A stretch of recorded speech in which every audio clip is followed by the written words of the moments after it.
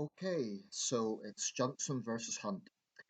Um, just before the result was announced at 6 p.m., I had to go out. I was actually going to a book group, trying to expand my social life a little bit. And before I left, the latest was that Gove actually had literally two more votes than Hunt in the, I believe it would have been the third or fourth runoff stage.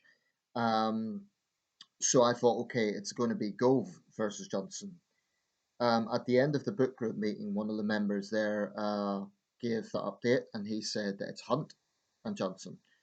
That's not overly surprising. Hunt was sort of the second man from the start, so it's kind of the way it was going to be. Um, so now it's really in the hands of 160,000 Tory party members. One thing just to clarify for international viewers or people looking in on the outside that might be thinking, oh, why does such a small number of people in a country of almost 67 million get to choose a prime minister? Well, granted, on the surface, that looks a bit undemocratic, but in the British system, we don't directly elect prime ministers, we elect the political party. So the Conservatives were the largest party in the last general election in 2017, so they have the democratic right to govern um, and choose their leader internally. It's not really an ideal situation. I think maybe some changes could be made to how we determine prime ministers, but it is the party that is elected, not the prime minister. So that's just to clarify that matter. Although, having said that, whether it is Mr. Johnson or Mr. Hunt, they will be the second Prime Minister in a row that has kind of ascended through internal election as opposed to winning a general election. I don't think that either Hunt or Johnson will be in a rush to have a general election, and there'll be furious Labour calls for that to happen. Um, they might be bearing in mind that May didn't do that well in 2017, so they would think of it as a big gamble, and they will no doubt say, let's get Brexit sorted out first. I actually think a lot of the public might agree with that. Nevertheless, there shouldn't be, I don't think we should necessarily wait till 2022. I believe the timescale would be for another general election. I think, okay, sort out Brexit first. Hopefully, October the 31st will leave, or if it's a few weeks after that. Michael Gove earlier compared it to on LBC, if you install a kitchen and you're told that you need one more day for taps to be fitted, would you scrap the whole thing? And that's coming from Michael Gove, one of the main, most vocal Leave people.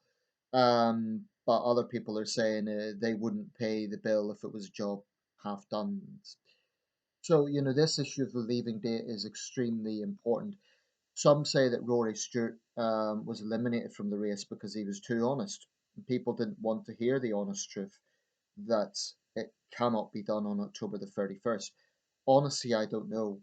I do totally understand the frustrations of Leave people who, twice now we haven't left. I do understand their sentiments on that. I really do. But I think it's dangerous for any prime minister or leader to make promises. There was a lot of scrutiny of that BBC debate. I may come back to that because although it's all done now and the candidates have been determined, that still produces a lot of talking points. Okay, I'm going to round this up soon. I don't want to say a great deal because there'll be more to say over the coming weeks. One issue about this I'm a little unclear about and not too happy about is why it takes a whole month to determine this stage.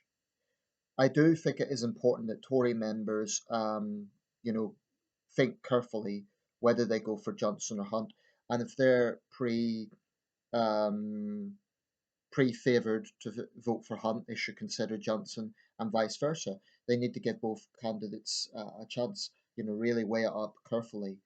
But a whole month. I mean, they're saying that the winner will be announced on the week of 22nd of July. I'd like to hear a specific day, in fact. I'd like to hear on this day the winner goes to the palace, not we'll know this week. What day? I mean, it's too drawn out, and a whole month for this stage. I would have thought maybe 2 weeks. Okay, I know they need to make their pitch to 160,000 members, but that's the point. 160,000. It's not that many people. So I don't know why it takes a whole month. One could read into it and consider, is it something to do with the timeline of things? Theresa May will have been in office exactly 3 years on the 13th of July. So by making it the 22nd of July, that gives it just over a week longer than that, which is just under James Callaghan's record. And she's now surpassed Gordon Brown's record by a good few weeks. So there may be some sort of symbolism in that. I don't know. Maybe not.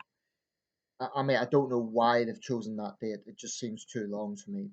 And I know, speaking to conservative contacts and friends, they feel that way as well. I think everyone wants some clarity on everything. We need to have clarity on who is the new Prime Minister.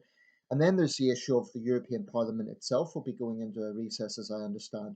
So, ostensibly, nothing much will happen after the new Prime Minister gets into office. That's not going to inspire a great deal of confidence when that October 31st date is getting closer. So, yeah, that's the situation. Johnson versus Hunt. I'll speak more about the candidates later on, but that's the situation. Johnson versus Hunt.